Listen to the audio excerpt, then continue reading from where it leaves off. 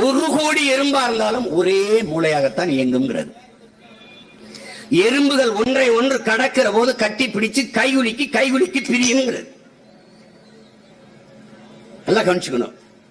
இந்த எறும்பு நீ என்னடா மாளிகை கட்டுற, கழிவறை கட்டுற, நீ பால்கனி வைக்கிற, அதெல்லாம் பண்ற, அது உள்ள அந்த எறும்பு புத்துக்குள்ள போய் பார்த்தா தனித்தனி அறைகள், பால்கனி, படுக்கை அறை, கழிவறை, அந்த உணவு சேமிப்பு கிடங்கு எல்லாம் வச்சிருக்குங்கிறது. அப்ப 300 கோடி ஆண்டுகளுக்கு முன்னாடி எப்படி அது விவசாயத்தை பண்ணிச்சு அப்படின்னா, அதுக்கு பிடித்த உணவு காளான்.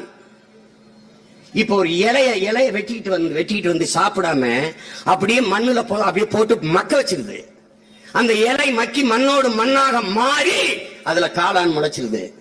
காளான விருப்ப உணவு எடுத்து சாப்பிடுது. அப்ப 300 கோடி ஆண்டுகளுக்கு முன்பு முதலாக வேளாண்மை செய்த உயிர் எறும்பு தான். எறும்பு தான் நம்ம முன்னோடின்னு வச்சுக்கோங்க.